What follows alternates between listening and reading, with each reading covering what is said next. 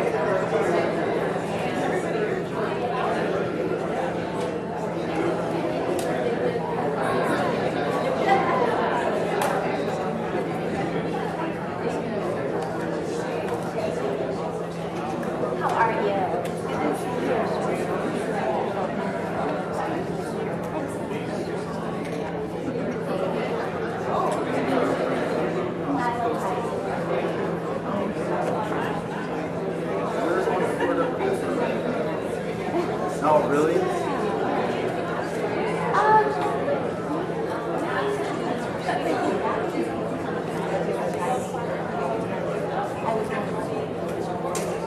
How many more years do you think before Florida goes legal?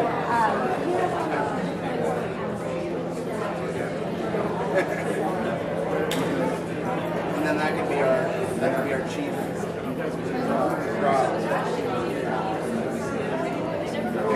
Switch from sugar to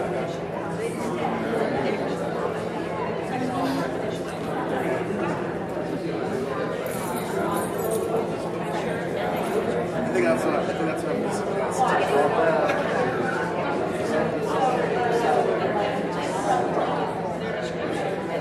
Really?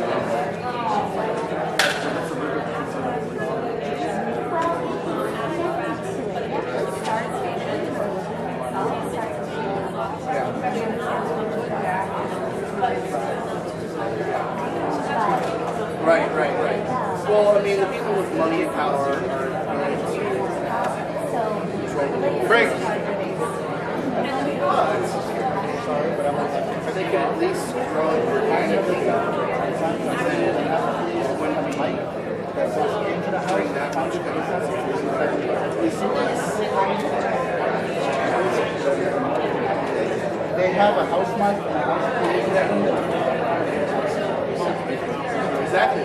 That's the idea. Is to recreate the wetlands and grow organic agriculture, so you're not losing the industry.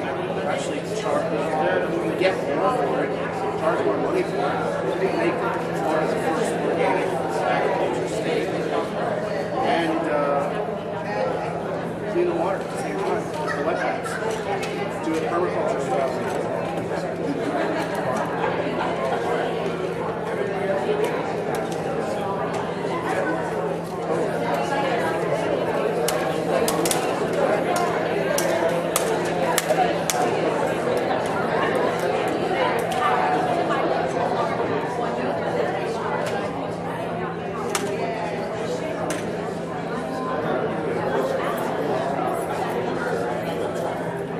Right. I mean, it may take the coast flooding for people to care about the interior and to want to do something with the interior.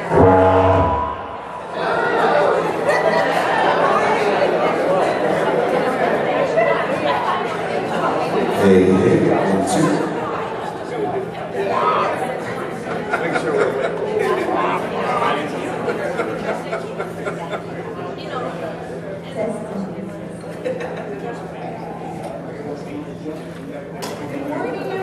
Morning, everybody. If I could please friendly remind you guys to turn down or turn off your cell phones before the presentation. Hello? Hey, Good morning. good morning. If I could remind you to please turn down, turn off your cell phones, that would be very helpful. All right. My name is Stephanie Hall.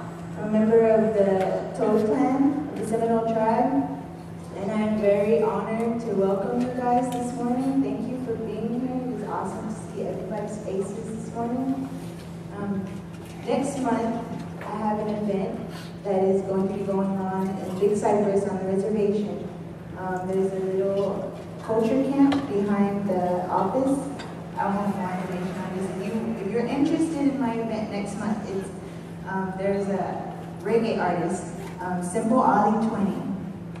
He reached out to me and he would love to have a concert down here. So we're organizing that for August 23rd next month. It's coming up fast, so if you would like any more information on that, I'm going to have a sign-up sheet. You can leave your email and I'll give you more information on it. We're looking for performers, any musician performers, spoken word artists, or if you would like to represent your movement, any issues that you are working on, working hard, and would like to put your voice out there, represent it at our event, you're more than welcome. Please just sign up or get in touch with me, like take me aside and give me your information. I would love for you to be involved in our event next month. So saying that, the Summer Symposium 2014 will begin now with an invitation by Reverend Tom Norris, Senior Minister at Medicine Science Spiritual Center, a Universalist teaching center.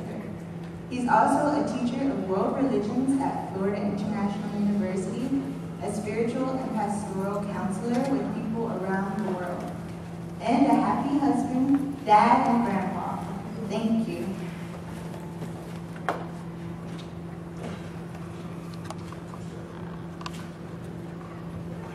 Good morning, everybody. Can everybody hear? Yes. Okay.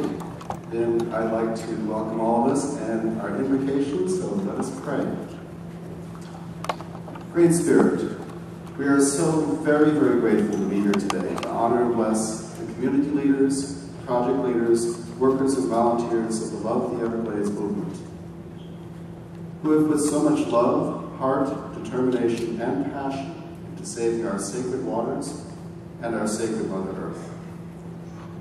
We extend this blessing to all the groups, tribes, and peoples around the world who are working to keep Mother Earth green and vibrant. At this time, we especially ask that the hearts, minds, and souls of the political, corporate, and community leaders of the world be touched by and open to this work of great service on behalf of Great Spirit. To protect the lifeblood of what is, has been, and shall be.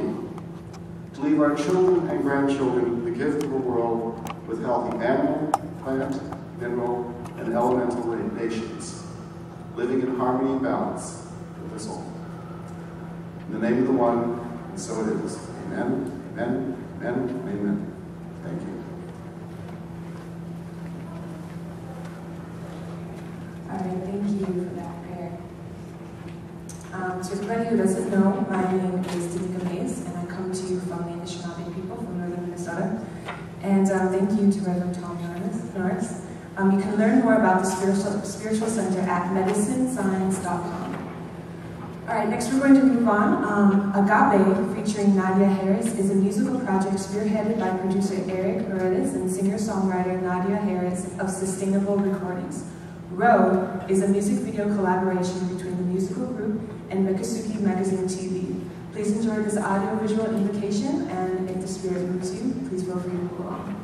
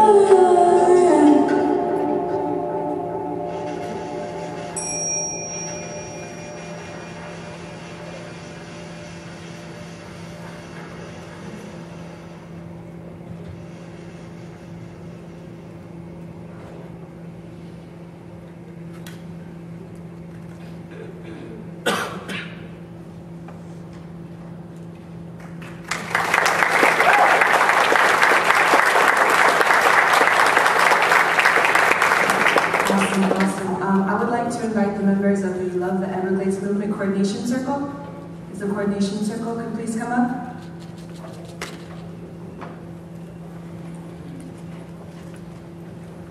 Simonete, not just get a picture of besides, into a Hindu. Tutsat Eden is Kopana Eden, Pushawat Eden, Wacha, Wacha to the mother. See to a Hindu to the sun. Simonete, not to a Yay, who get a pony check, Kaha, a pony check, men a task to your little mote. Yadan, Kai Muma, Kumayan, Hala Lemoy, Yemen Hala Lemoy, a task of your little Mema, Punur still man. Yadi, Simonete, not to a Ogutu the pie and Iran. Even when Tadi Hantan, we're going to task my Irona Haka Panaki Najo. My Karavan, may moved on the Naples one time in Maulin, Fort Myers one time in Mamma Pai, and from Iran, him at the Inajuman, Mame Hantan, Uganayachi Ugly, so Kowanos Mala, Hetachi Ugly, a task my Irona Haka Panak the ultimate. My Toka Yatalak to get the national park and to task your region to a metro. Naibin takyun na mentro gilansi ron ay kupangale. Mahin po nakshe, ito disala kanta nyo ulit semua mentro anto cinto ihang li pong iyan ito dito miya mentro ilik ito na ay kilala himang wosen. Uming ma, men yayo ko na po nito ito kaya na po nito ito men tima asang mo tichak. Achari o tichak dahan tanyo ulit semua ito tastachik ang iyon te men emu tano mo himentewa. Yet, now children are pointed family, Ponoa for my year, another Oxadacia, yet a lot to your Nenatas, to your race of Montemento, Gimmo, Hamley, Pexo, at the station, I think, Himlete, Atasmo, Umete, Tincho, and Helio to the sun. Ladies and gentlemen, I'm just welcoming everybody and giving a little bit of update on what we're doing here today. Welcoming people from all corners, from up near Lake Okeechobee, west coast of Florida, people working in the national park, and people that live here in the center of the Everglades. And so we're going to share some information today, all sorts of opinions, wide perspectives. We may not disagree, but we're going to understand each other and where we're coming from. And so we're creating a sacred space to share information, to build connections and relationships, and so that way we all understand what we're working on. Water issues, animal issues, environmental issues. And so, like I said, we may not agree on everything, but we are all working on the same thing, which is a revivified environment. So I'm going to pass the mic along to my colleagues. Thank you for joining us, everybody. It's good to see you.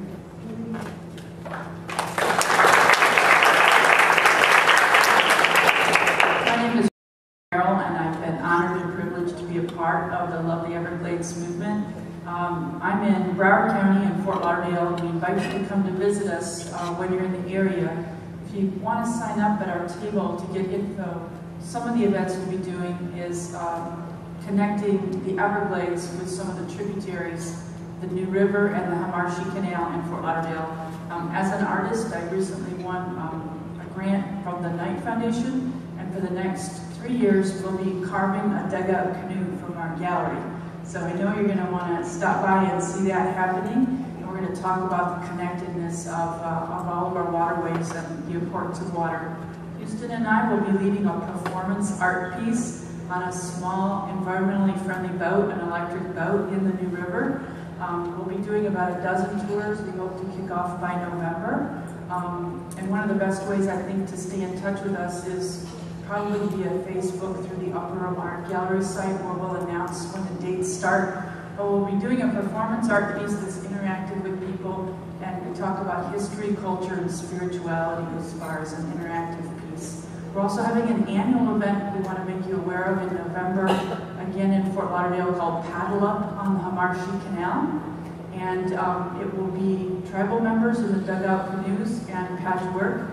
And anyone on a paddleboard, kayak, or canoe can join us, and we're going to replicate the trading post concept as an interactive performance art piece focusing on the waters. So these are just some of the extended ways from the Everglades out that we can all be involved. Hello everyone, I'm Jared Jacobs. I'm originally from Ohio, and my first project with helping preserve water was of the most protected and the healthiest watershed to go into Lake Erie and Great Lakes. That brought me brought me down here to the Everglades, studying, how the water issues and what affects the Everglades and correlating issues here in the Everglades. So my skill set is videography. That's what I contribute to what we're all doing here with the Everglades. And something that I see on all the advertisements and promotions for this event here is it's a full spectrum movement. And along with opinions, we all have different skills, different skill sets. And skill sets are something that, it's what we need. It's what is going to bring us together. It's what's going to make things happen. And I feel like this movement is going to bring us all together with our different skills. And that's something I hope we can bring together. That's what can happen. If you have a different skill set, especially in the media world, I'm your guy.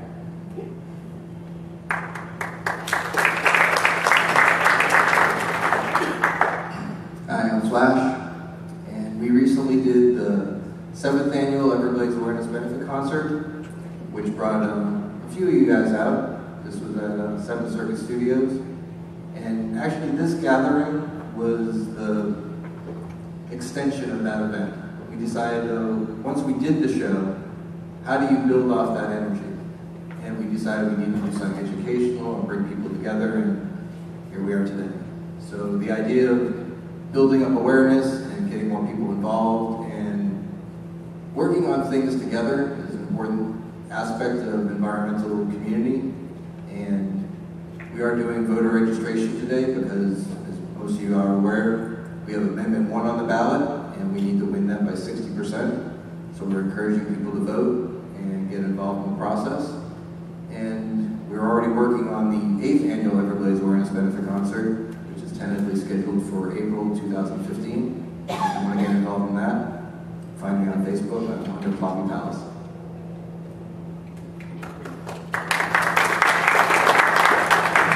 Good morning, my name is Frank Allegro. My professional background is in sports administration and marketing. And a little about over a year ago, there was a peaceful protest taking place in Miami regarding the Keystone pipeline in front of the Canadian consulate. And when I read about it, I decided to go there and support as an activist, peaceful activist. And at that event, I met James Sarmiento, who invited me to the Everglades for one of the excursions. And since then, I've been involved helping with some of my skills to support the Love the Everglades movement as a volunteer. Thank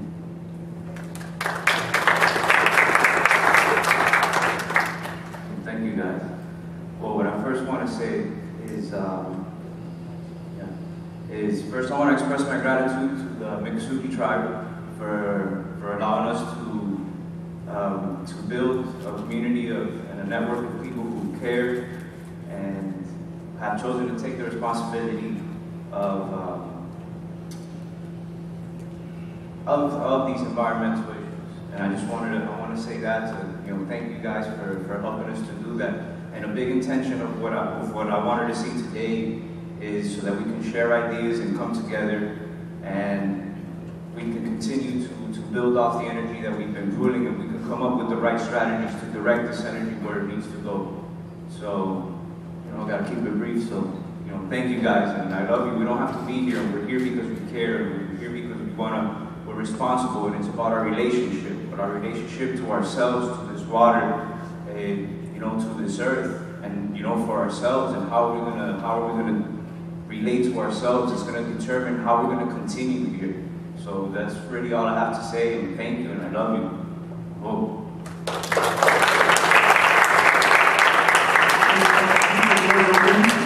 Keep the doors open. Thank you. The people are going to be coming in. We don't want to close them out. This is for everybody. All right, thank you for the patience. I'm going to introduce our first speaker. Kevin Sharpley is the president and CEO of Kitchen Multimedia Incorporated, a full-service production company with specialties in integrated, branded, and convergent media and development of in-house projects. He is also executive director of Cinevision, a nonprofit organization that supports the independent film and media industry.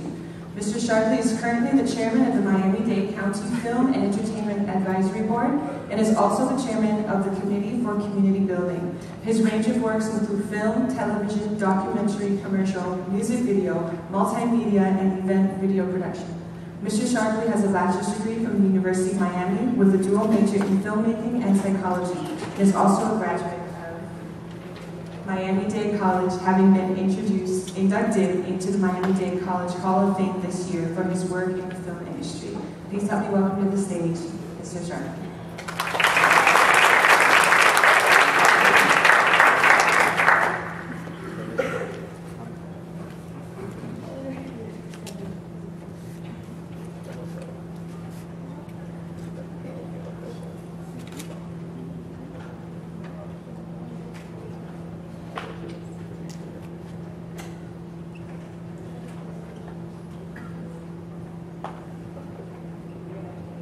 Uh-oh.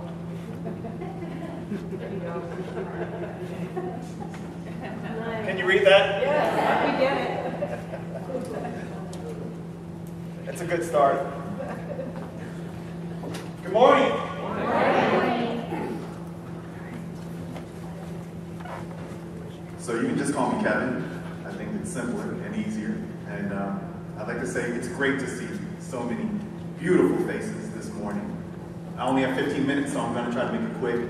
I put together a video presentation. I haven't done work on the Everglades, but my company is called Kajik Multimedia. We've been in business since 2000. Kajik is a city in Alaska, and we chose that particular name because some of the pillars of our company are social responsibility, conservation, environmentalism, and we found that Kajik really represented what my company is all about. I mean, it still has a lot of its natural forestry, and it has a stream where salmon still swim upstream to spawn their eggs. And it's really representative. I'm not going to go into all the details, but it's really representative of what my company is all about. We do a lot of different things, everything from film, everything that she said, films, commercials, music videos, documentaries, could be graphics, animation, a lot of different things. So we do production for people on one side of the company, and then we also do our own production. But most of our production has to do with social issues. Even if it doesn't seem like they have to do with social issues, they have to do with social issues. So I put together a video of some of our more recent projects to show a broader view of what social work is on the broad spectrum of the entertainment industry. And I'll explain.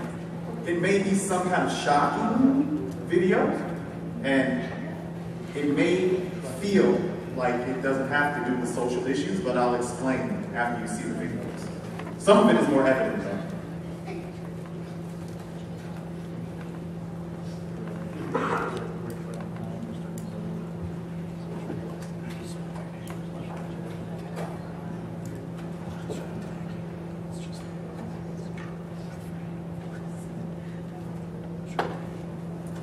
There should be sound.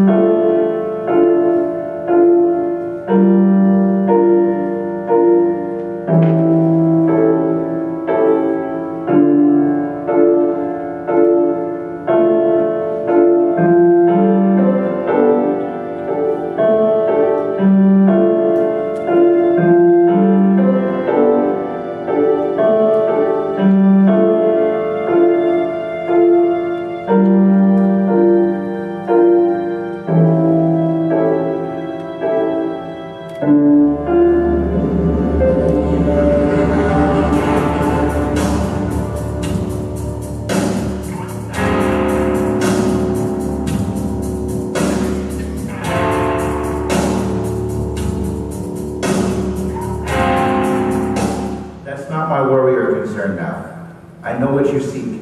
It's worth more than you know.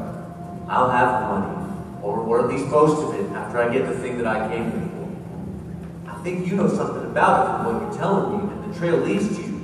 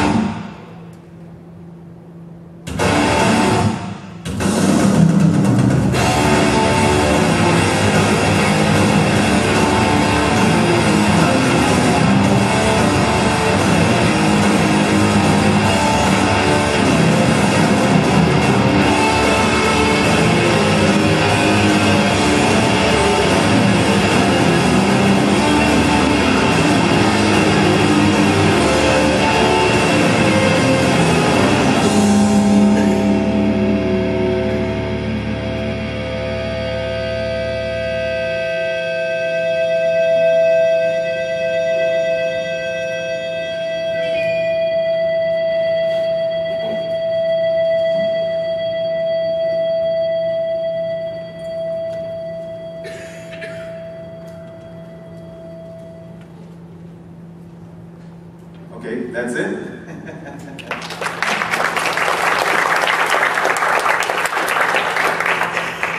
So can anyone tell me what those 3 videos have to do with each other? Anyone? I didn't think so.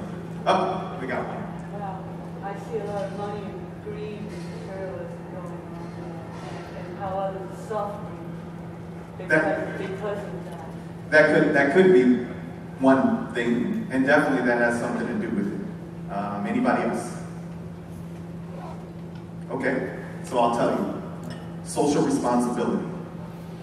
All 3 of those are social projects. They may not seem like social projects, but they are all social projects. The first one is a project that we were involved with, and I chose that one because we did that in Belize. And believe it or not, when you look at the end of the video, that part of the video, you see a lot of the beauty of Belize. And then it fades into the second video, which is about Haiti. We have a documentary about Haiti. But in the first part of that, believe it or not, you see the beauty of Belize. The beginning of it is actually Haiti, that greenery, and how beautiful Haiti is in a lot of parts of the island. Now, what comes out about Haiti is that it has a lot of problems and people have no understanding of what it's all about. But what happened in Haiti's case is that there has been a bit of an imbalance with the natural farming of the place. A lot of the trees have been eradicated over time for different reasons. And so the natural balance has been affected. If you look at the last video, that's a project of my company. It's called the Beach Chronicles. And if you see the symbol, in the middle of the symbol is this symbol called the flower of life. Does anyone know about the flower of life?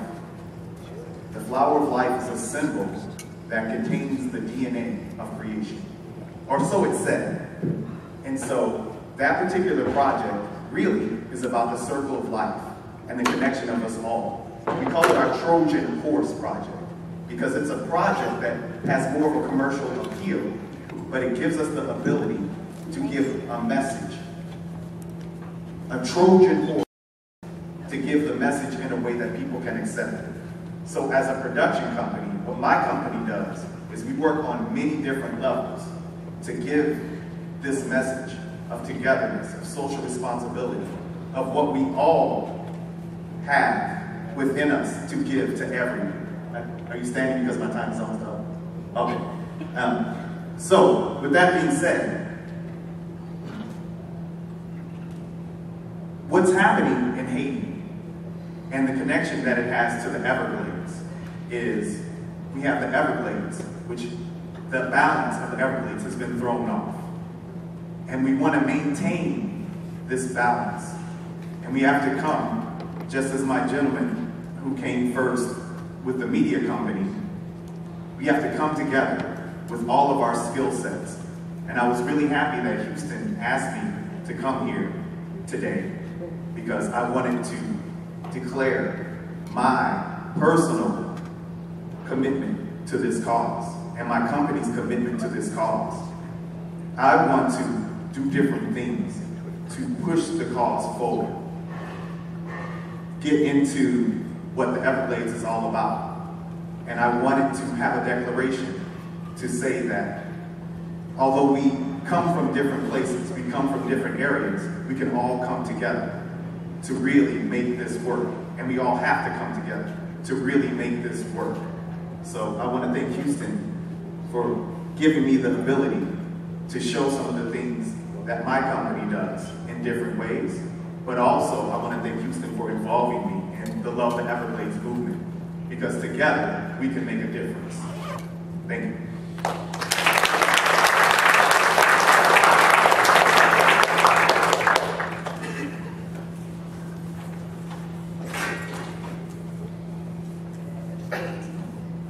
Awesome work. All right, I would please like to welcome to the stage Laura Reynolds. She's the Executive Director of the Tropical Audubon Society. Please give us her warm welcome.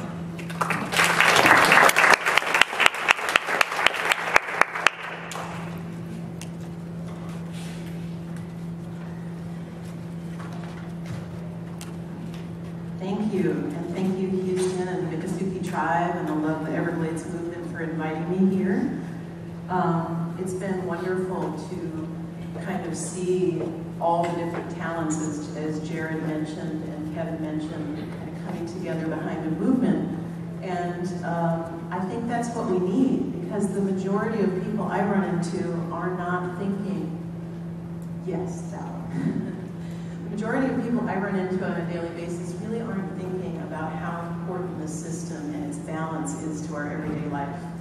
And sometimes people need another way to absorb that. And I think art, music, and all of these other creative ways is a great thing. And Houston has really done an awesome job of bringing that forward. And so I wanted to personally thank you for doing that and bringing together also religion into the mix. I think it's diversity, religion, art, music, all coming together. And so I'm really proud to be part of this, and wanted to thank you for inviting me here.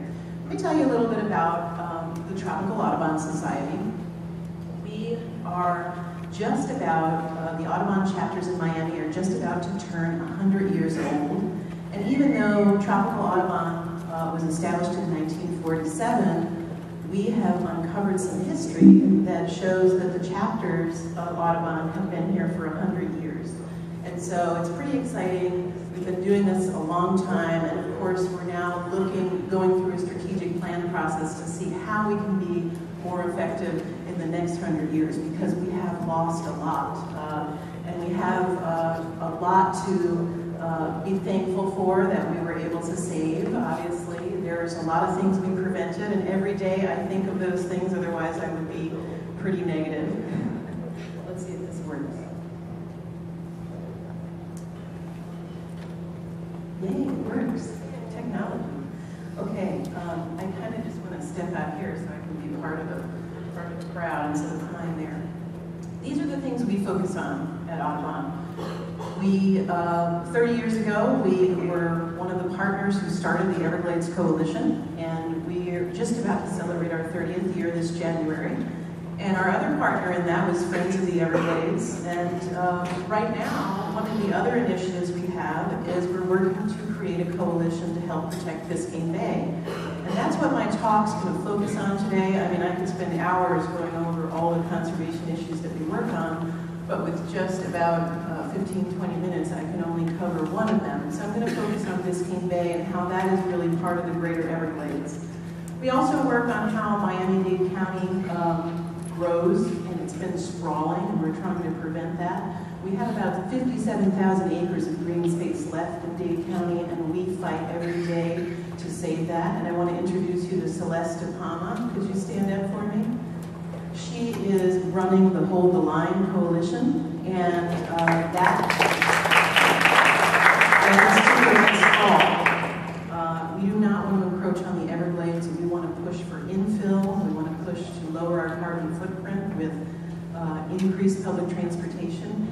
And it's a heavy lift to move the politicians in Dade County to do that and to fund that. So that's a big deal. And of course, our mission is to protect the habitat that wildlife needs. And so we do everything we can to conserve birds and make sure that they have a safe passage as they migrate through this peninsula. And you know, that's difficult because they have a lot of obstacles in the way. So this slide is just to give you an overall understanding that Biscayne Bay was highly connected. I'm going to see if I have a pointer here. Yeah, I do. Highly connected to the Everglades system. And you can see that this is the Rock Ridge, a lot smaller in this picture than you're probably used to seeing, where we're all living for the most part. Here's another picture that I really like to show. Look what we've done to sprawl and fill and change the hydrology. And this is kind of a rendering, a satellite image that would be what we would see if we look back in time to that map I just showed you. And you can tell that we've changed the hydrology. And so what we've effectively done is we've disconnected Biscayne Bay from the Everglades. And unfortunately, the plan to fix the Everglades doesn't really put back much of that water. Look how small those little arrows are, and look where we were coming from historically. And so my concern in moving forward is, of course, I support Everglades restoration because we need to fix this estuary and this and the West Coast. But what's going to happen to Biscayne Bay? It's becoming saltier and saltier. And what do we do about that? And that is a big problem because not only are we taking the water away, it's being delivered in a different way too. It used to be through transverse glades and groundwater, and the Everglades plan doesn't really put that back. And it's also kind of stalled the projects that are proposed to fix it.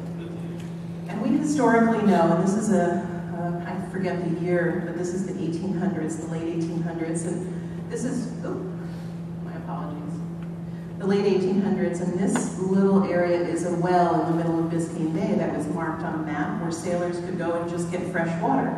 So we historically know that the connections certainly show much more fresh water than before. So 1912 versus 1997, though it kind of gives you an idea of how much development this ecosystem has had to incur in a very short time. And we know that if you're interested in Miami-Dade's economy, that Biscayne Bay is a major driver of that economy. And I make this case to politicians all the time, yet we still don't have a real champion on protecting Biscayne Bay. And so that's something that our Biscayne Bay Coalition seeks to find. One of the reasons the water is delivered differently to Biscayne Bay is because we have dredged all of these transverse glades into canals. See the original transverse glades in the ridge? Well, we've dredged these deeper, and what happens is, if it rains, we're able to move that water off the land really quickly, making sure none of us flood. However, in the dry season, as we start to dry out, Biscayne Bay really receives no water and way too much in the wet season. So this is an illustration that Joe Serafi gave me to kind of try to explain mesohaline, which is a type of salinity. And let me just kind of show you, these are representing creeks, and this is a wetland here. And basically what you're looking at is the change in salinity, and look how different it is from 0 parts per thousand maybe to 10 to 15, maybe to 20, 25, 30. This is what you want to see, natural transverse glades, rivers, and creeks running into the bay. And what we've done over time is we've changed that. We've dredged those canals, and then you have a point source of fresh water. And this being agriculture here, and suburban growth, and houses and development. And these represent like our mangrove areas that we've protected. And it gets even worse after 1950. What did we do? Does anybody know what we did after 1950 to help prevent saltwater intrusion? Anybody? Floodgates. Floodgates. So guess what? It gets even worse. So now we have these floodgates in place. So there isn't even point source unless a big storm comes, and then watch what happens. You get a pulse. And if you're a shrimp or a fish, you're not going to do too well, because that's going to change, and it's not going to be predictable. It's not going to be regular. And look what's happened. You don't have this wonderful system anymore, and this is what you have. So what we've effectively done is made it impossible for the National Park Service and the Biscayne Bay Aquatic Preserve, which is turning 40 this coming year in October. We made it impossible for them to protect species because we're not giving them the right delivery of water with the right timing or the right quantity. And in some cases, this water is polluted. Yeah, you have a question? Just to illustrate this, is that like a shoreline on Biscayne? I'm not really capturing. Yeah, this is a wetland shoreline, and then this is what we've done to our coastal areas, absolutely. And it's a rough representation to try to show you what we've done to a natural creek system with our canal system, absolutely. So, and I know it's not the best illustration, but I think it really kind of explains the heart of the problem, which is this change that we've that we've made over time. So the hypersalinity of Biscayne Bay, we've got lack of seasonal freshwater flow, the change in flow, obviously the groundwater decrease, because that's the most biologically available freshwater for this system. And the consequences of that have been a decrease in productivity, obviously. And these are commercially important species, as I mentioned before, as an economic driver. So the plan really doesn't touch what needs to be done, but there is the Biscayne Bay Coastal Wetlands Plan, of which just passed in WRDA, Phase 1. WRDA is the way it's funded through Congress.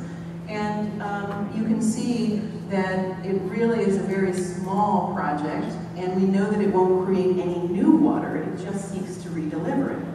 The problem is it's been broken up into 2 phases, and there's no timeline to do Phase 2. It's sort of been stalled as we move towards Central Everglades planning. So, you know, the importance of doing this at the same time, I think, I'm making the case that if you're going to remove water from Biscayne Bay, you have to make sure that there's a mechanism to put it back without having a delay in time.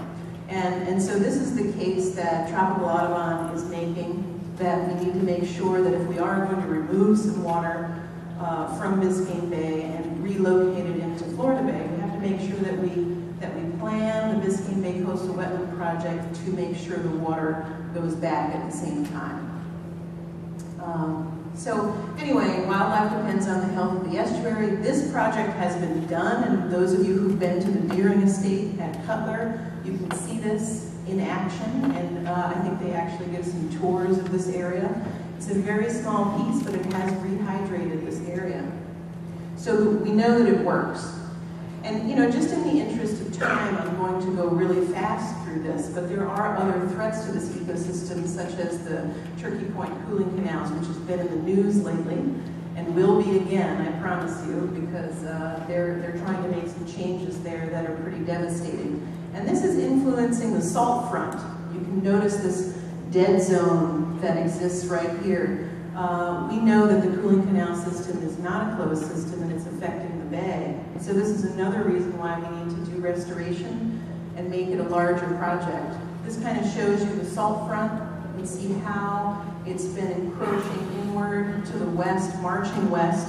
And by the way, that's where our drinking water comes from. So we have well fields that are right in here, and they're becoming saltier and saltier. So this is a problem we need to worry about. It's not just wildlife protecting the bay, it's also what are we going to do? So just to further explain saltwater intrusion, you can see that there's a natural toe of fresh water and salt water. And imagine that the cooling canal system is right here on the edge of Biscayne Bay, and what's happened is as the water evaporates because it's very hot, it leaves behind a dense sludge almost that's 3 times that of seawater. So it's this is about 75 to 95 parts per thousand. Seawater over here is about 35 parts per thousand. So it sinks down and pushes to the west and the east, exacerbating the problem of saltwater intrusion and potentially impacting the bay. And we don't know yet because FPL is sort of blocking monitoring of that to find out what the impact is on the national park. And so what can you do? One of the things you can do is you can join Tropical Audubon. This is an effort that we've been working on since 2007.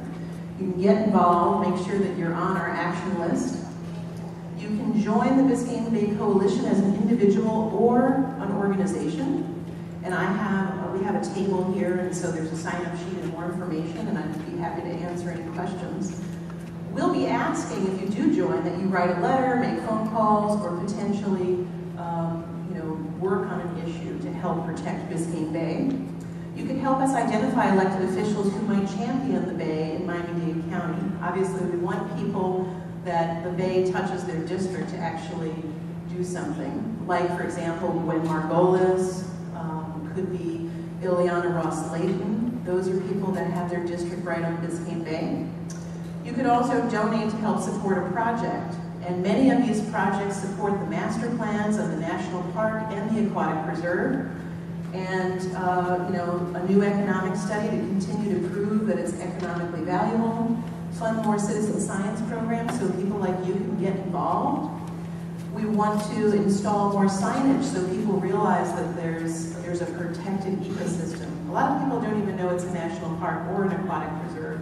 In fact, the entire area of Biscayne Bay is protected. And then also just additional science. There are so many things happening out there that we just don't know. And I want to introduce you to one more person. Michelle Metcalf is in the audience. She's a Tropical Audubon intern, and she's working on Biscayne Bay and also finishing up her master's right now. So if you want to know about science in Biscayne Bay, she's a good person to talk to.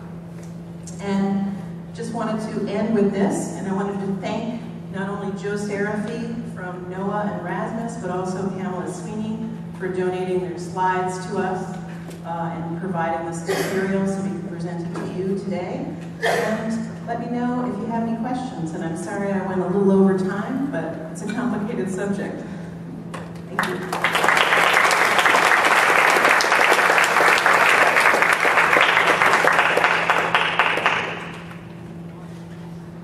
All right, yeah, wanted to continue Biscayne Bay na wanted to mentor. Yeah, kaya di ito ulit fainty big one ten okay sa fainty big wanted to take my was not take my ulit umi open usua even ulit strong even you need to want that mom and okay fainty chiu doors when I wanted to nga okay fainty was not the two people man okay two chi isi hope live nakfila ko chalos ko sipin naman di yodi to tawad mena dastik antan okay fainty so then was not kind of mena das mo to then mena po this is going to kaya Biscayne Bay nga sunabis. So now we're going to have a quick 15-minute break, so you guys feel free to get out while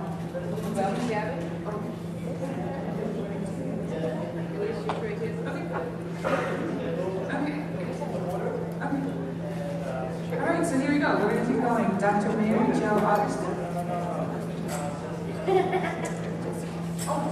Sorry. My bad, I'm sorry. Jesse Edelston, the Eco Artist and Art Educator, as well as the recipient of the 2013 Honoring the Next Generation Art and Healing Network Award. Please welcome to the stage, Jesse Edelston.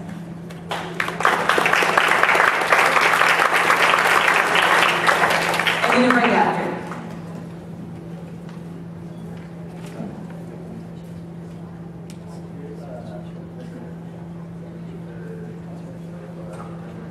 Thank you for the opportunity to be here, and hopefully I'll get a chance to meet all you guys. Thank you to Houston and the Love the Everglades movement for visiting us up in Martin County a couple of months ago to share what the situation is down here. We have our own problems up in there, up in Martin County, and we kind of get lost from the whole picture, and that's what this is about. It's about being here with you guys and learning what all our individual problems are and how we can work together to come up with solutions. So that's the name of this presentation. Takes a village to save our river. I'm Jesse Edelson. I'm an eco artist working in Martin County. I'm an educator, and I'm honored to be here. So, this is our village. It's not just Martin County, which is over to the, oops. There we go. There, okay. So, Martin County is right here. 100 years ago, the water would start up in here in the Kissimmee chain and slowly work its way down into the Everglades, being filtered slowly, and then out. Now, because it's an artificial system, when the lake fills up because there's a gigantic wall around it, they send it out to the east and west coast. They discharge the water, and unfortunately it's killing our river. And also there's a lot of other problems too. So the idea is that when we act, we don't act alone, we act as a group. And to do that, we need to have conversations like the one we're having right now here. Eco art is really how I and the River Justice League are moving forward. Not only doing art demonstrations, but also using art to come up with ideas, creative solutions to these problems that maybe science alone couldn't come up with, or maybe politics alone couldn't come up with. As a village, we will figure out ways, creative ways, to deal with this problem, not just in our area or your area or over on the West Coast, but as a village, work together. A little bit more about our issue here in, whoops. This is Stewart, Port St. Lucie. This is the lake. And traditionally, this was not connected, but through the C-44 canal, now we've got an amazing body of fresh water discharging fresh water into a brackish system, and our animals are dying, our plants are dying, our seagrass are dying every year during the rainy season. The water comes out, and a lot of people are saying just send it south. And right, you can't do that. You can't just send it south.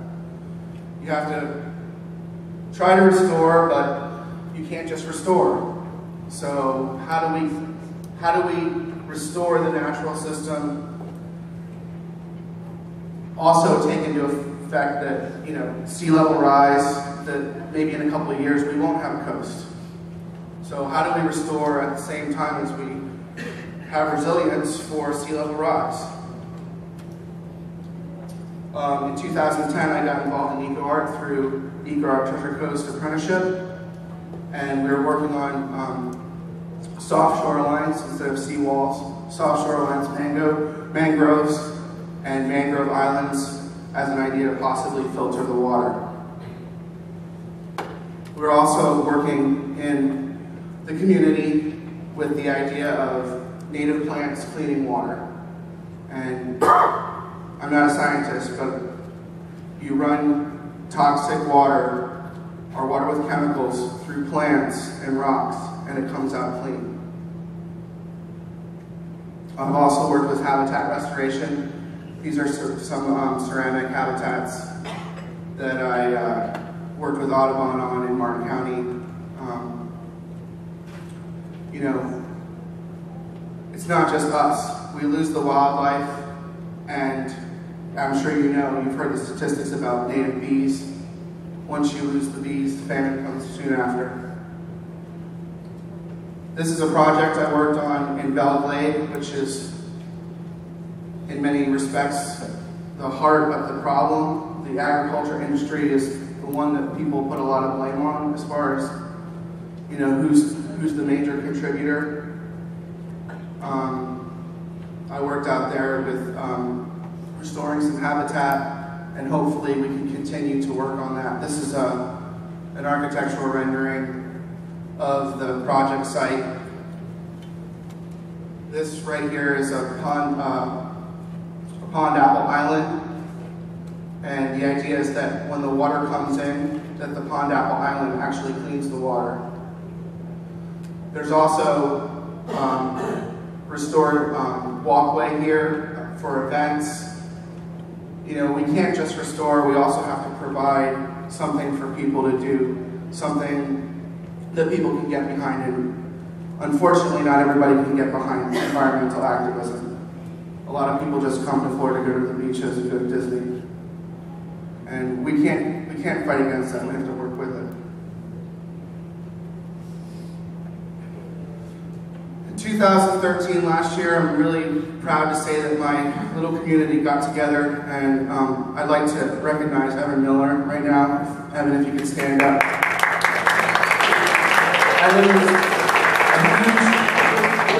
A huge impact was made because of Evan and also my good buddy Clint Starling, getting people together, getting the word out about what's going on. And these protests have been happening since the 30s, but we we had, 5,000 people show up to our first rally, and then at least 7,000 people showed up to this, we call it Hands Across the Sands, and people made a chain, and it was really, really inspiring. People showed up in costumes talking about, what the river means to them, and that's something that needs to happen, not just up in Martin County, but everywhere, united. They got really creative with it, dead manatees and such. Since then, there's been all types of spur-offs in Martin County. Janine Mason working with the Solidarity Fish Project, taking it all the way to Tallahassee.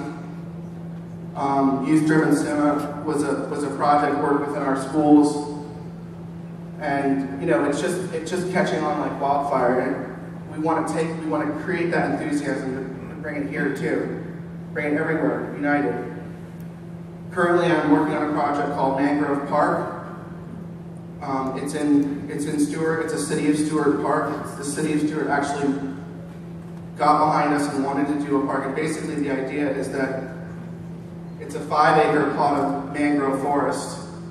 The idea is the same, is that the water comes in, and we dig out a channel here, and that we want to see how mangrove forest actually can clean water, and test it, and use it as a public engagement project. So we can do workshops and eco-art habitat sculptures and all different types of stuff. And what this can be is a model for what can happen on a large scale, not just in our area, but everywhere. This is another idea. It's pretty self-explanatory, but people come to Florida for beaches and Disney. That's what it is. Send them south. What's that? Send them south. Send them south. And it's not just America. People come from all over the world. It's an industry. The idea of the River Justice League is to create bonds with these people who are supposedly our enemies, our opponents. Work with them. And if we're all working together with the same goal, which unfortunately is making money, then maybe we have a chance to save our village. So here's some things you can do as well. Welcome, you're now part of the River Justice League.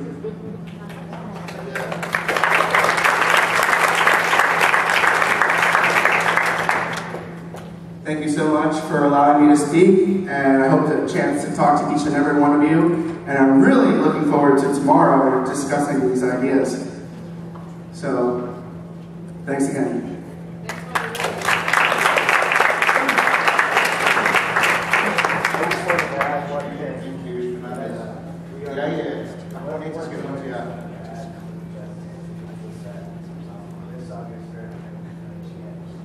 So next weekend we're going to have another event. So I just wanted to add to Jesse's speech that next weekend we're doing it again, August 3rd. We're expecting about 10,000 people at Finch Park. So we want them to be the voice of the river. So we'd love if you guys follow our Facebook, Citizens for Clean Water, and came to that. Thank you. Oh yeah, I'm interested in Jesse Edelson. She my Evan Miller get she what she around there. Yeah, I'm interested in I actually know Mangadoa. Martin County. Jesse, when did you say you guys started? Like the 30s, like just organizing? The first protests in Martin County were started in the 30s, yeah. Yeah, I think in the 1930s, in Kimahati, Loachi, Apunete Attack, next week, August 3rd, Monday, August 3rd, Ustache Kichimula, Umetiyaiwa, ayachi na kone chumete lapit di mahachi luachi au ingunga chimata no to 15-minute break come to it. Luachi was escaping, was escaping 15 minutes of non-teaching manaji to 15-minute break, coffee, water in the hallway. We'll be back soon. Thank you.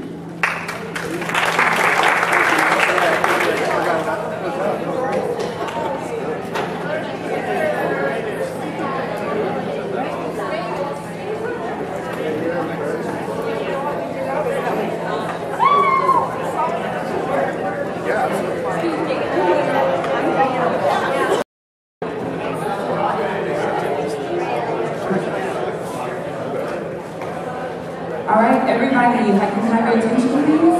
You can come in and sit down.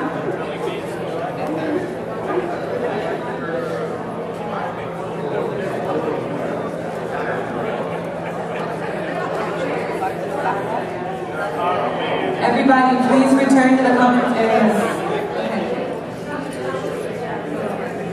Dr. Mary Jo Augustin is the founder and president of Eagle Art South Florida Incorporated, EASF, a 501c3 nonprofit dedicated to catalyzing the development of South Florida as a center for eco art. EASF promotes a particular kind of eco art practice that crosses discipline boundaries, wedding art with environmental science, community involvement, and collaboration with advocacy organizations, public institutions, and government agencies. From 2007, when EASF was founded, to date, 17 major South Florida eco art projects by 4 South Florida artists have been completed, are in progress, or seeking funding. EASF's unique community eco art education and artist apprenticeship is fueled in collaboration with local stakeholders in all 5 South Florida watersheds. Dr. Augustin is a 2004 graduate of the Department of Art History and Archaeology, University of Maryland, with a specialization in contemporary activist art. Please welcome Dr. Mary Jo Augustin. Hi, everyone. It's such a pleasure to be here. Thank you so much to Houston for inviting us to be here. Today I want to bring examples to you of 2 kinds of activism that's related to art. Both use the powerful form and content of art to make what has become normalized and therefore invisible to vibrant visibility. Those of you who are already friends of Eco Art South Florida are well acquainted with the kind of art, the practice that we encourage and support. Here are some of the completed eco art projects that bring direct intervention art to the issues our Florida environment faces. And I'm going to ask our eco artist, Jesse Evelson, who just spoke, to hold up the materials that we have available. So please see either Jesse or me if you want to have something to take home with you that describes these projects in more detail. The projects that are completed, there's 17 of them now that are in various stages of completion, include water quality. They improve water quality.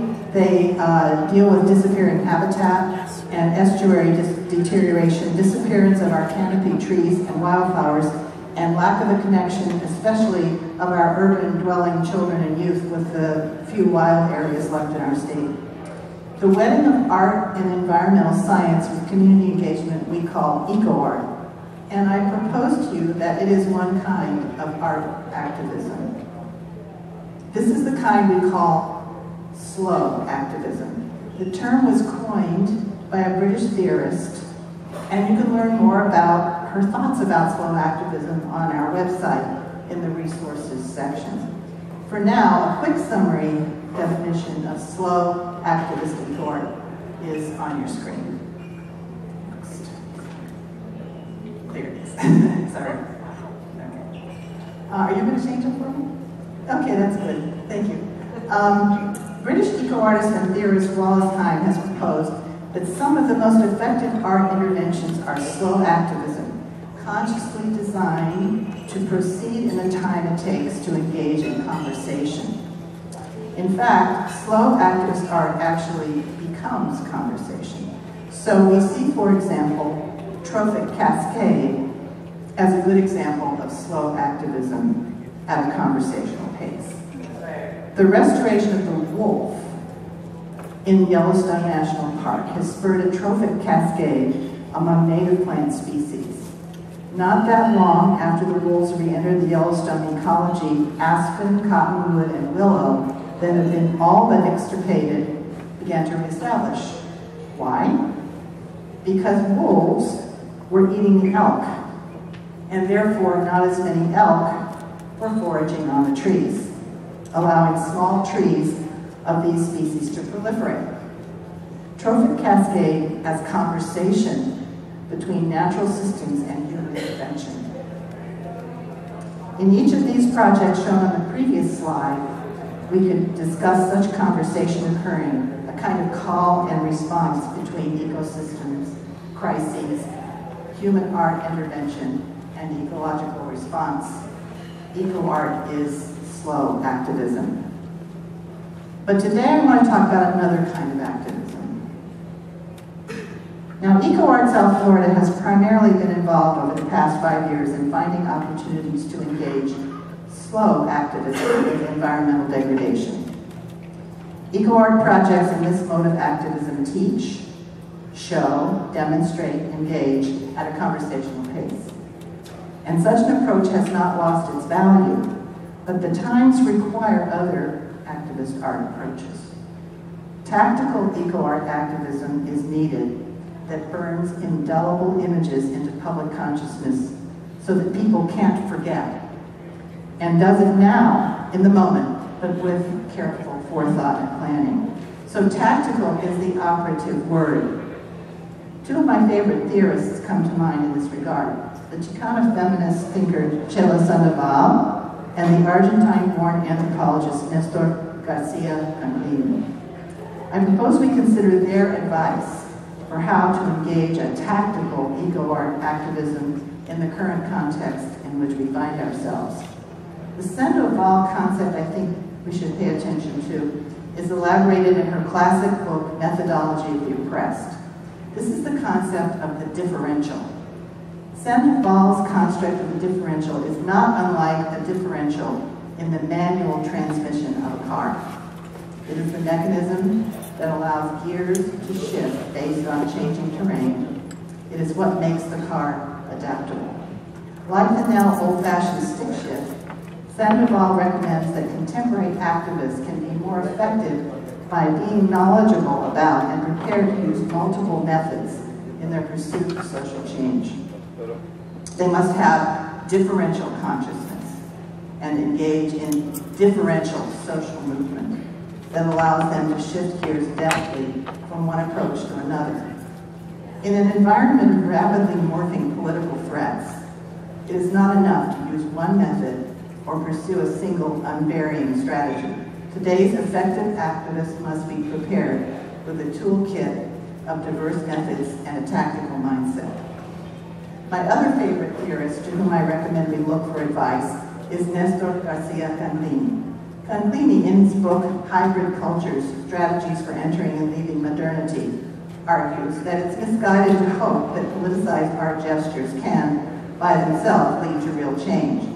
Instead, Canlini proposes that art should be deployed in situations calling for change as performances which represent and simulate political action in sync with other politically transformative energies, but on different stages at the same time. Keeping Sandoval and Canlini in mind then, I would like to introduce several examples of art that takes both the differential and the performative as tactical approaches to environmental crises and operates in sync with politically transformative energies active in the culture. In May 1982, eco-feminist artist Helene Alon created the Earth Ambulance for a road trip to American Strategic Air Command bases to rescue Earth, metaphorically, from the threat of nuclear war. She collected soil samples in bags, and the pictures on the left, at each of these sites, later transporting them in her retrofitted ambulance, a converted U-Haul van, to safety at the United Nations in New York City. Over the next decades, ALON carried out related earth ambulance projects in the Soviet Union, Japan, and Israel, as well as in the United States.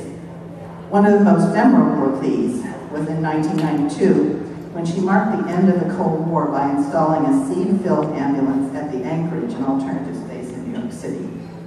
Earth Ambulance has been reconstituted as a permanent exhibit at the Hudson Valley Center for Contemporary Art in Peekskill. Viewers are invited to sit inside the ambulance, and you can see the picture of it on the right, which is outfitted as a kind of interior meditation space with photographs and video documentation of several previous Earth Ambulance projects. The interior doors and seats of the vehicle, which is a fully functioning ex-ambulance rehabbed as an artwork, are covered with handwritten text recalling earlier projects. Perhaps we need to reactivate the Earth Ambulance here in South Florida to respond to the many environmental emergencies that require healing. The Yes Men are a dynamic prankster art duo who specialize in satirical performances, impersonating corporate lackeys and fooling journalists. They began pranking in the 1990s, and in addition to their ongoing hilarious hijinks, have a passel of books and films and an action planning instruction Yes Lab to their credit. They also teach activist performance in prestigious New York institutions. Their real names are Jack Servin and Igor Vamos, names that seem so fake. They decided to create other names for their Yes Men personae, just to confuse people. And in this recent prank, the Yes Men, fake names Andy Vickelbaum and Mike Bonanno, crashed a Homeland Security Congress in Washington, D.C., attended by government contractors, lobbyists, and officials, including a retired Navy admiral, a retired U.S. Air Force general, a former SEAL team leader, and an aspiring Republican congressional candidate. Their performance consisted of, on the upper left, a stirring announcement of a fictitious new U.S. government plan, the American Renewable Clean Energy Network, American, to convert the U.S. to 100% renewable energy by 2030. The completely false, but also completely doable new energy initiative would redirect oil company tax breaks and subsidies to support renewables, commit to Manhattan Project-level defense spending on conversion to renewables in order to prevent future climate change-related conflicts, and partner with Native American nations whose lands could provide all of our renewable energy needs. The announcement was interrupted repeatedly by audience applause. The announcement was made allegedly by the U.S. Department of Energy's Benedict Waterman, who was Andy Vickelbaum, wearing a page boy gray wig, top center, recalling the hairdo of the recently appointed Secretary of Energy, Ernest Moniz. This was followed by an eloquent speech by Bana Slughorse of the Bureau of Indian Affairs, actually Git's Crazy Boy, a youth worker from the Athabascan Chippewayan First Nations, whose land includes the Alberta tar sands. Bana's speech concluded, "We are all the Department of Energy," accompanied by an enthusiastic audience applause and whistles. All attendees then danced a celebratory circle dance, lower right, to the singing of Drum Chief Four Feathers, actually Tito Ibarra, an Ojibwe comedian and singer. After the event, 24 contractors lined up to hand Waterman and Slughorse their cards and offer their services in carrying out the conversion. Besides the Yes Men, Crazy Boy, and Ibarra, participants in the project included members of Idle No More, Iraq Veterans Against the War, and several other groups. The action occurred just a few days after the Cowboys and Indians Alliance rally against the Keystone XL pipeline. Waterman, and I think it's also very important to note that Waterman's wig was made by RuPaul's wig designer for the occasion. The next one I want to introduce you to is the Illuminator. The Illuminator came out of the Occupy movement in New York City, and it is a cargo van equipped with video and audio projection, as well as a fully stocked info shop and mini library. It is a tactical media tool available to the movement in several cities. It adds a bit of visual energy and pop, becoming the centerpiece around which an event is organized, or randomly appears at busy intersections and creates a spectacular surprise. On the upper left, the projector is lifted through the van roof opening to project onto a building. On the upper right, the plain white van is converted into the illuminator instantly via magnetized identifiers. These are instantly removable as well, just so that the van can fade into city traffic. On the bottom left, the illuminator operates via a tricycle camouflaged as a delivery bike. The high-powered projector goes down into the rear basket quickly, again, to become invisible in traffic.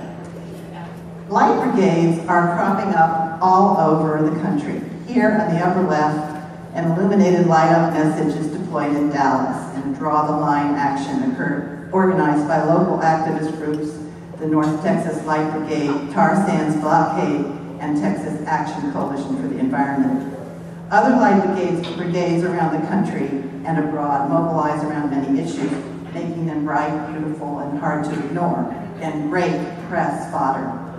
Bottom right, a Florida Light Brigade deploys a message on an overpass just before the exit to SeaWorld in Orlando. Overpasses are favorite locations for Light Brigade deployments. The Root Mechanical Orchestra is a 30-odd-piece radical marching band and dance troupe. The group originated in New York City, and there are new ones emerging in several other cities. They are for hire at play protests, demonstrations, direct actions, picket lines, marches, benefits, and events for good causes. A typical set might include a spritz of klezmer, some Balkan and Brazilian notes, plenty of funk, some Latin beats, a little jazz, and an LT Gray cover, all of it served up with a patina punk. They don't do Sousa marches. The Backbone campaign out of Vashon, Washington provides creative strategy, tactical trainings, and action support to progressive activists, organizers, and organizations around the U.S. Backbone is renowned for its artful activism that is both fun and effective in service of societal transformation. Backbone's programs invigorate and nurture a people-power, community-based, and internationally networked nonviolent social movement for human rights, thriving communities, and ecological well-being. The group offers training in nonviolent direct action, creative tactics for visibility and building power, giant banner building and overpass bannering, flash mob training, projectionist protest, light brigade training, climb training and tripods, blockade training, paper mache puppetry building, and very important security training, which shows how to stay 2 steps ahead of the authorities versus 2 steps behind in paranoia. Covering the basics of creating and implementing security within the group and in offices, homes, personal lives, and on computers. I stepped one more. Beautiful Trouble is a book, or rather it was a book. It is now much more than a book.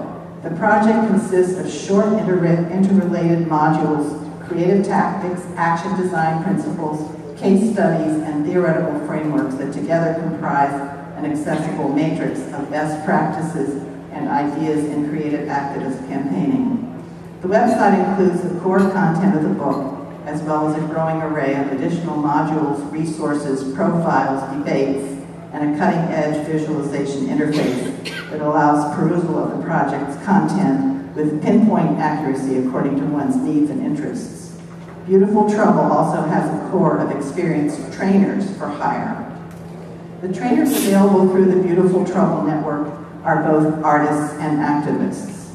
I hope the projects I've introduced you to here today have helped underscore both the importance and effectiveness of seeing activism as a tactical art form, that we need to be educated in how to deploy tactical activism as an art form, and that there are excellent resources available to make our activism both aesthetically powerful and politically effective. Thank you for your invitation to share these thoughts today.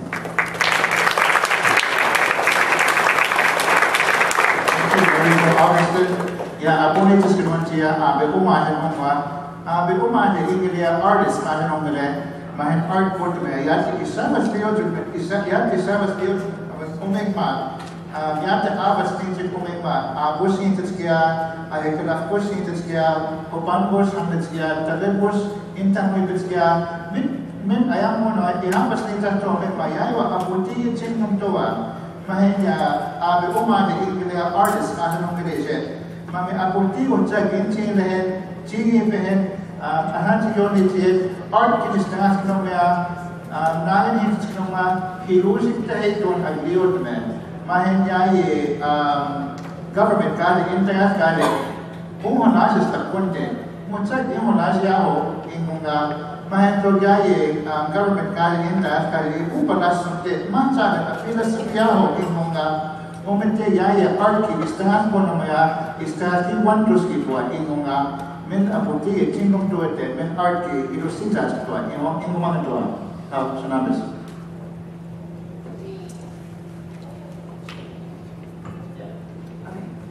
Our next speaker is going to be Suki John. She's a documentary filmmaker and member of the local Earth First chapter, Everglades Earth First, aka EEF. She produced and directed the short documentary DEP, Don't Expect Protection, about Florida's DEP and their lack of oversight to protect our Everglades. Originally from Massachusetts, Suki has lived in Palm Beach County for most of the last 22 years. She's passionate about our wild Florida and our old Florida. She's presently producing a feature-length documentary about the group's efforts to save a 700-acre forest from being bulldozed and turned into a biotech park. The film talks about actions taken by EEF to save the forest over the past 5 years, biocentrism, and the importance of preserving a forest in today's global warming environment.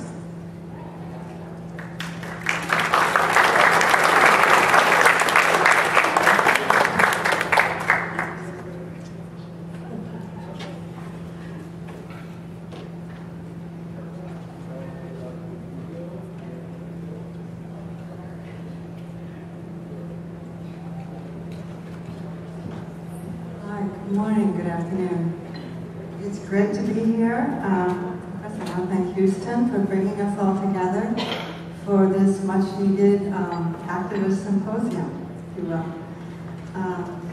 Just going to get the computer up.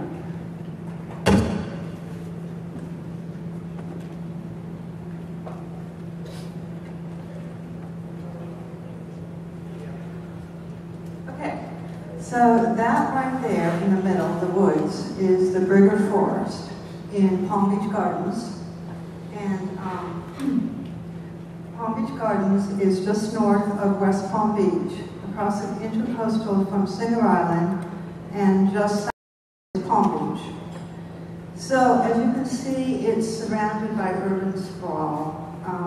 Those are all very wealthy subdivisions that have just sprung up since about 1995.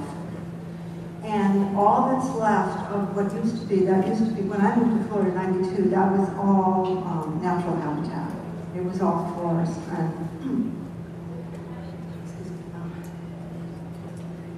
And somebody gave the green light to develop the whole thing, and that's what happened. And the only part left is that forest in the middle. And what they want to do there is create a biotech park, and Scripps Biotech Institute is the cornerstone of this biotech park, and they have been fighting to get in there and create a whole little industry of biotech, including retail, a place for them to live, high-skilled homes. Like, we need more high-skilled homes there, but they want more.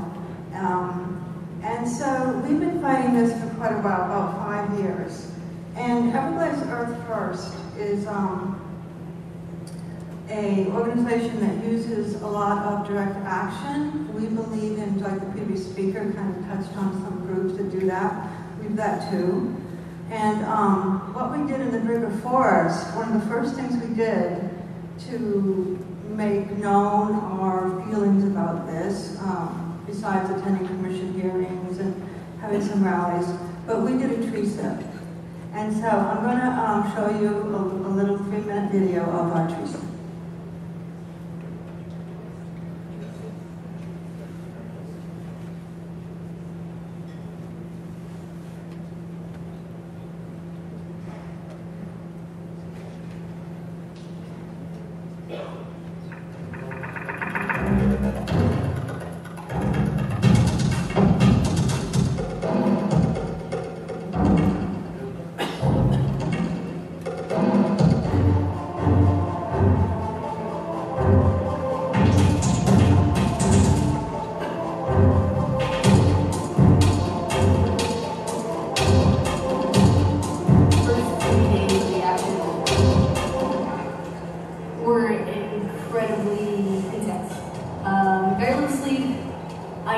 much, I didn't drink much, I was just focused on the campaign, very passionate and aware to the fact that culture is something to now for coming up to the site and out to the site.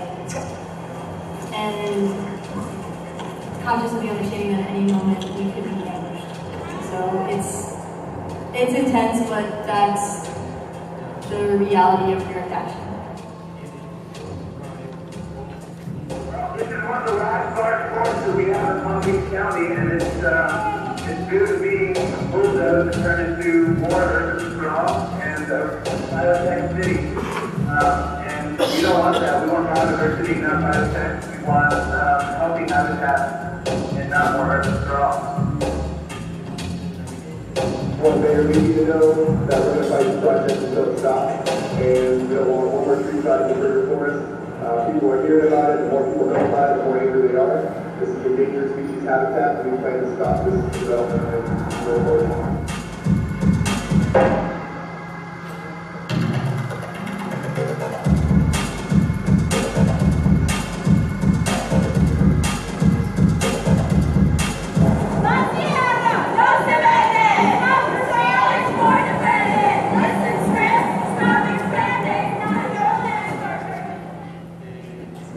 I think they're clever. I think that they've really utilized the paradigm of scientific progress to capitalize, and they've done a good job of it. But I'm very much against the sacrifices that they've made in order to accumulate that capital. So. We went to all the commissioner hearings. We filed petitions. We did everything that we could through the legal channels, and none of those things have worked. So at this point, we are physically blocking it, the forest, occupying the forest and blocking it from becoming a construction site.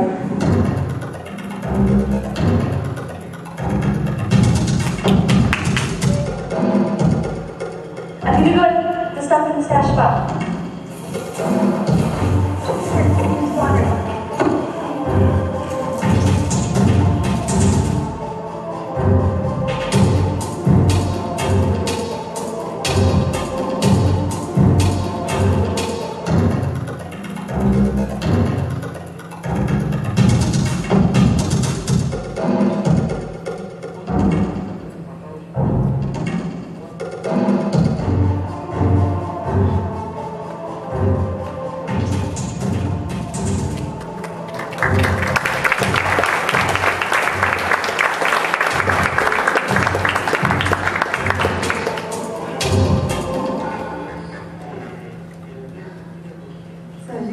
That was 2011, which was 3 years ago.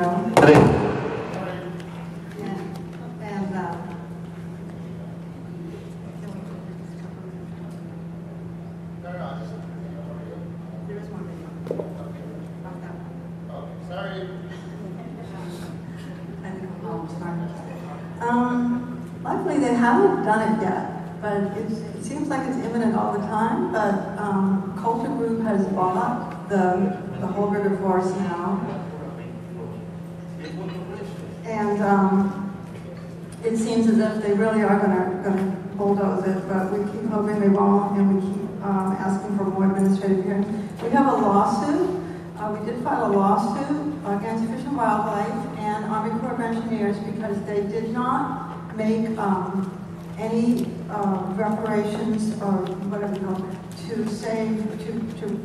put in place for the eastern indigo snake, who is a federally endangered species. And they kind of ignored the fact that there were 5 snakes, there's more than that, but they said there were 5 snakes on the property. But on our lawsuit, their response was, well, we know we didn't do anything to save the snake, but we feel there's enough land left in Florida for the snake to go. And we're like, no, where? So this attitude by Fish and Wildlife that this is endless, that we can build just one more development because there's another place, there's always another place. There isn't, there really isn't. And so we feel it's really important to save this development. And we're going to keep going until it does end. So that's that. And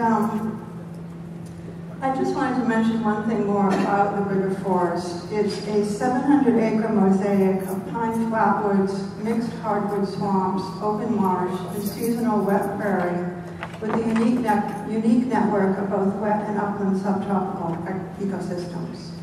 And it's the last forest for sizable, unprotected wild South Florida, east of I-95 on the Atlantic coast. It is home to the federally endangered eastern indigo snake and the threatened gopher tortoise. It's also a wood stork rookery and a home to many other migrating birds. Okay, the other thing I want to talk about today in my time here is the fact what Earth First does. We are Everglades Earth First, which is part of the larger across the country organization of Earth First. And kind of the steps that we take. We have diversified tactics. And I'm going to show you another film after this, another one of our tactics besides tree sits. But what we do is, the first thing we do is we notify the builder or corporation or drillers, that we have a problem. And then we make the public aware of these activities via flyers, social media, rallies. During this time, we attend meetings held by commissions, city councils, South Florida Water Management District. They always seem to be involved in one way or another because they give the permits. And if you can stop them from giving the permit, good luck, but it's an avenue, right? We file lawsuits, and we also ask for administrative hearings, another way to hold up the process. We held up this process for 6 months by filing for an administrative hearing with the South Florida Water Management District. Sometimes they just don't know what to do, so they have to wait all this time and go through all the legal process. So stalling is a big tactic that we use a lot. Letter of intent, and then we hit the direct action.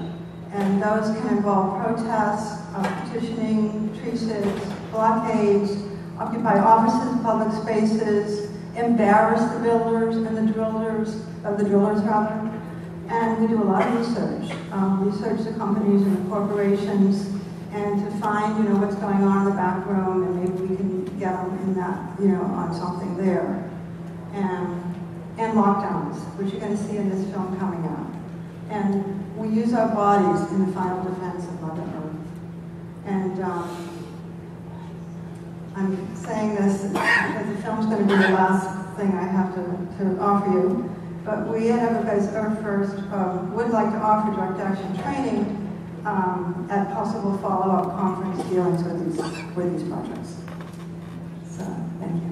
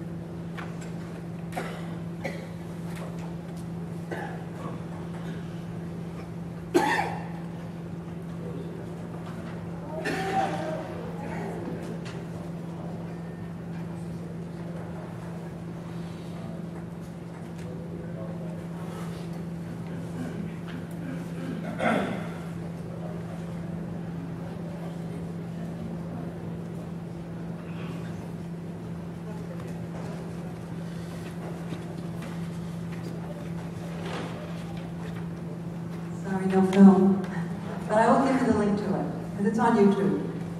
Can't get that. Thank you, Suki De Jong.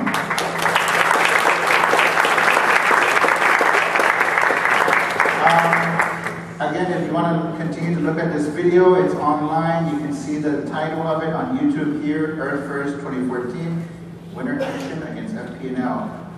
Yeah, Everglades Earth First can Mami ayam ko to be sting on ito aya anan mo set. Mahen punta kiwa ahit doa jamo nak fusa kota de tu mag yoli jamo ang kami ma imuna wa jang de way hon de aho cha doa cha ko chi nong le way le pe yoli tu man de men simana pi tu me wa imunga Maheshima nagpins numia yake tipos netek nage ahaya netek nan troska ayam netek yoni tume ma me task te ni tumo numia tok nakshima nagpins rovet itok yake shima liba netek yoni tume wa kingonga so tagaskia shima nagpins shima nagpins amon to ya ye longa chia Everglades first kade mid direct action in Kyo nakshima nagpins ye Momente mid nakfila ke ay tanjo ay doa chin ango min nakshima nagbi tumewa in munga momente menon teach on to Everglades first kale sunabis.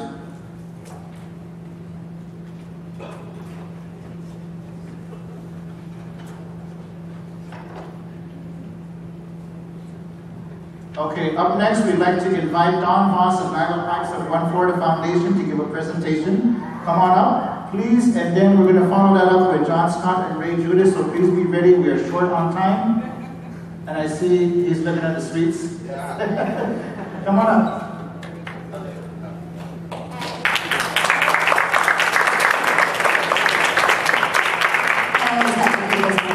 You should go to Tally with it, it's very fun. So, he says we're voting. Yeah, we're going to take a vote. Who wants her to speak and you do the button? I think we'll take turns speaking. He put together the slideshow, just saying. So, we're One Florida Foundation. We have, I can talk, thank you. See, we have a lot of chemistry. We are also up north of you here, came out of the Lake Okeechobee discharge situation. We were at many of those protests that River Justice League showed you. There are many groups working on the Treasure Coast to stop the Lake O discharges. As a result of those many trips to Tallahassee as just citizens last year, we discovered that Florida has a major water problem.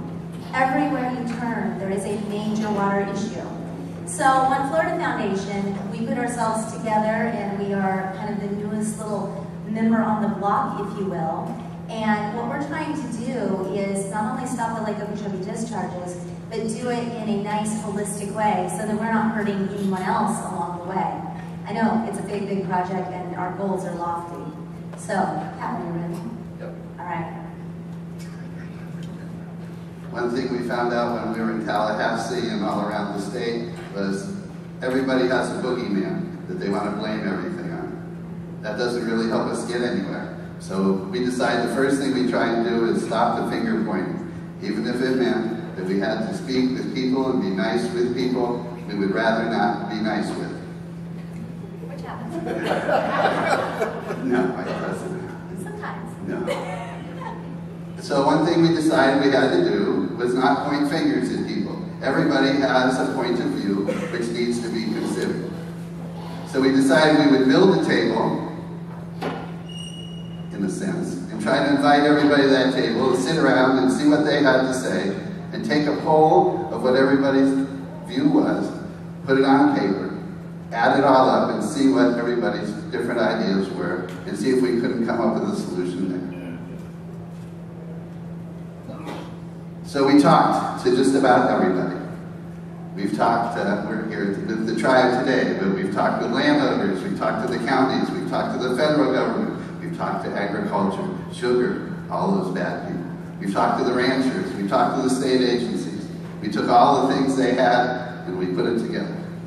And we've decided that if you take everybody's ideas, you use modern science, and you do research, that possibly something can shake out the bottom.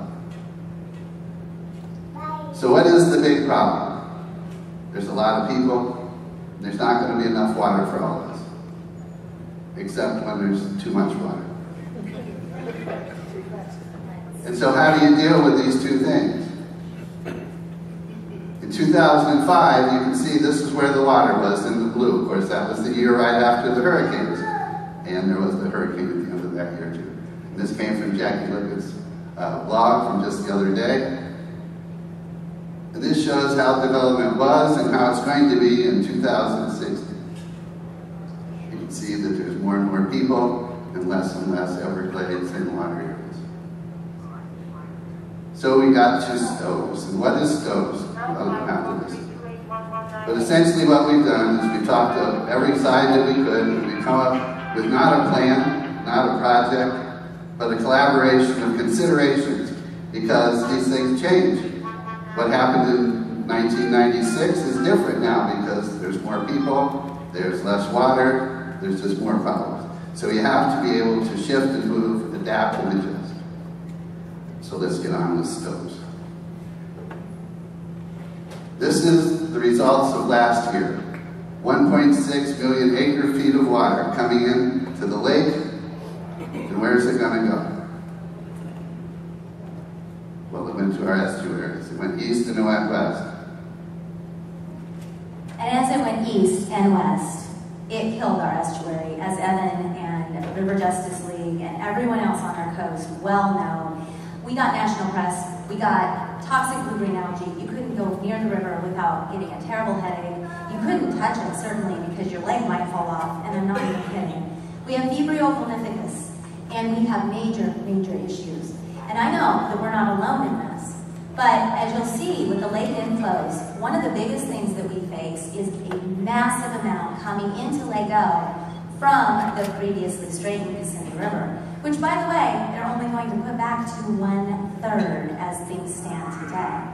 Now, we are hoping to influence that. One of the best things we can do as far as we're concerned at One Florida Foundation, and we hope, that considering the number of people we've talked to, we're on the right track with this, is to find storage. And storage doesn't have to be storage the rest of our lives. Storage can be interim storage while we get SEP in place. Storage can be water farming so that those people with citrus groves don't sell out because they can no longer grow citrus because of the citrus greening, and just create more development. So we think that storage, especially to the north of the lake, is a really great place to look, because then it won't flow into the Kissimmee, or into Lake O, and then we won't have to deal with quite so much, quite so fast south of the lake.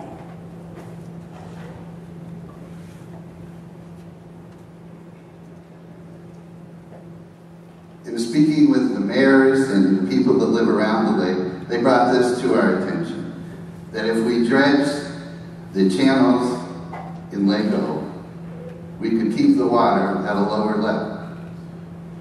Up in the top right corner, you can see that was just a couple of days ago, that was the level of the lake. The 13 feet is not a level, that's the elevation. The navigable channels are at 7 and 5, respectively, the two different channels. They have to be 7 feet. That's one of the two rules. There has to be water there for agriculture, and it has to be available for navigation. If you kept the lake down to 12 feet, as they tried to do this year, last year when all the rain went in, 1.6 million acre feet, that raised the lake 3 feet. When you get to 16 feet, there's a 1% chance of a breach. Therefore, if you could keep last year, it was at 13.9 when the season started.